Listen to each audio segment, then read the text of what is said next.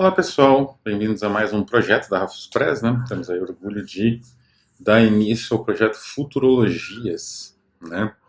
Esse vai ser um projeto bem especial nosso, porque ele vai juntar duas visões de futuro, distopia, as questões em geral que envolvem futuro, né? O futuro sempre foi um alvo de apreensão da humanidade, porque o futuro implica muitas coisas, né? Implica em morte, implica em algo impreciso, indefinível, difícil de, por assim dizer, determinar, né? O futuro é indeterminado, ele pode até ser, digamos assim, projetado a partir do presente ou até mesmo do passado, mas é indeterminado o que realmente vai acontecer, o que acontece, né? Tanto que os profetas sempre se equivocam, né? A não ser que a profecia ela tenha um sentido mais amplo, mais universal, né? Mas os nossos autores, eles não são exatamente profetas, inclusive eles evitam isso. E ao evitar a ideia de serem profetas, é que eles realmente acabam profetizando algumas coisas. Então, a futurologia vai tratar de visões do futuro, visões, intuições, formas abstratas de percepção, formas instintivas, não é? Enfim, é basicamente disso. E essas visões elas vão ter digamos assim, dois grandes caminhos, né, que são contrastantes. E essa é a ideia central da campanha. Por um lado, vamos ter o futurismo italiano, que foi um grande precursor de muita coisa da ficção científica, mas que, por conta das opções político-ideológicas, inclusive de um dos autores da campanha, que é o Marinetti, que é simplesmente o sumo sacerdote do futurismo, né, eles acabaram relegados a um segundo plano e nas coletâneas de ficção científica, de precursores, só as italianas trazem esses autores, inclusive o autor principal, né? Ele aparece numa coletânea assim.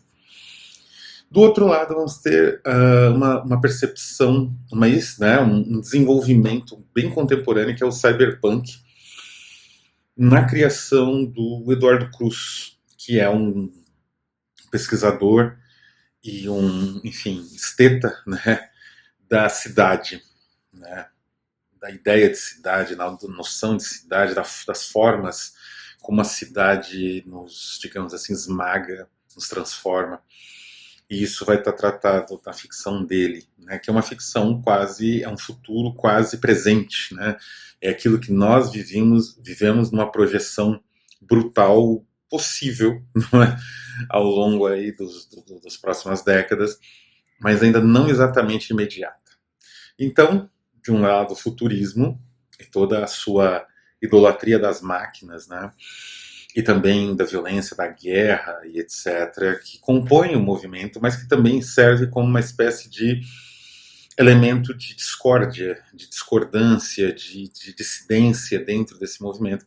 Talvez não exatamente dissidência, mas discordância com toda certeza, que leva para vários caminhos, que acabam sendo sancionados como futurismo por conta da postura autocrática do Marinetti, né?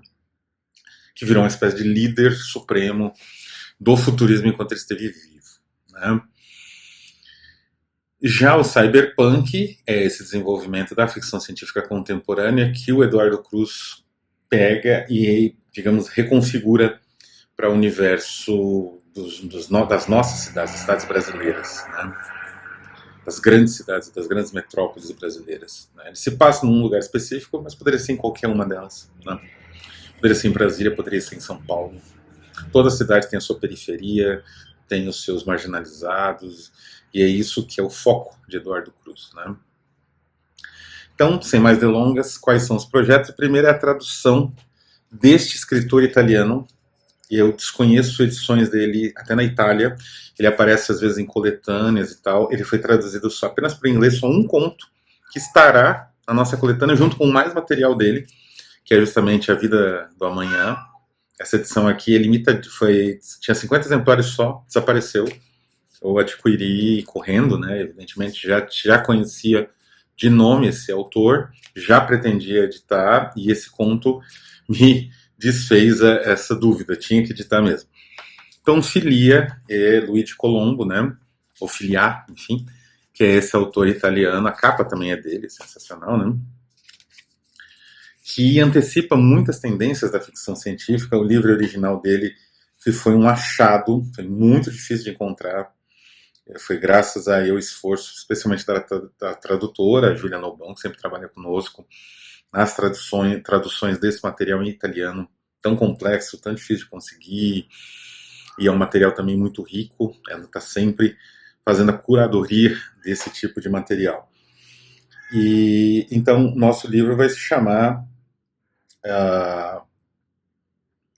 A Vida do Amanhã e Outras Excentricidades Futuristas. É a primeira edição aí do Futurologias, né? Vai ser composto de 3 contos e uma peça teatral chamada Sensualidade. Os 3 contos são, como eu disse, o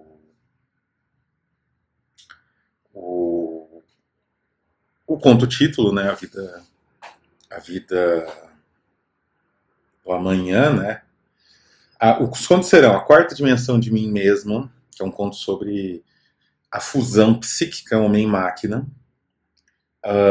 O Sexo de Metal, que é uma espécie de mini peça teatral. Ele faz um contraponto à Sensualidade, que é uma outra peça que também vai estar no livro. São as visões das interações humanas corpóreas num universo mecanizado, né? E o último, né, vai ser a grande obra-prima deste livro, que é justamente a Vida de Amanhã, né? E esse vai ser a nossa, digamos assim, o livro principal da campanha, mas também teremos o livro, a tradução principal da campanha, mas também teremos o romance Neuriguaçu, não é? Então, eu vou ver se eu consigo abrir as capas. Essa aqui é A Vida do Amanhã, não é a capa. E a outra capa é do Neuriguaçu, que é o romance cyberpunk de Eduardo Cruz, né? Então vão ser essas 2 obras, mais 2 concertinas, né? A concertina A Cidade é uma Grande Simulação, do Eduardo Cruz, também, retomando alguns temas que ele trabalha de várias formas aqui num formato de poema em prosa, lindíssimo. Essa aqui é a capa de Neuriguaçu. Opa, quase caiu. Não é? E além da concertina do Eduardo Cruz, né, A Cidade é uma Grande Simulação, vamos ter a concertina Guerra Elétrica, que é um texto do Marinetti, publicado em 1912, antes da Primeira Guerra Mundial. É uma coisa de louco, assim, a capacidade desses autores futuristas de antecipar certas tendências futuras, né? Mesmo que seja com aquela visão complicadíssima deles, né? Aderente ao fascismo, evidentemente. Mas eu diria uma visão Nietzscheevista, né? Já que é um dos nossos demiurgos sombrios, é o Nietzscheev, né? Então é uma visão meio que derivada dele, né? Essa visão que aprecia o caos, um pouco do terror, né? E, enfim, essa nossa campanha são 2 visões diferentes, né? Essas obras, especialmente as do Filià, antecipam muita coisa da ficção científica.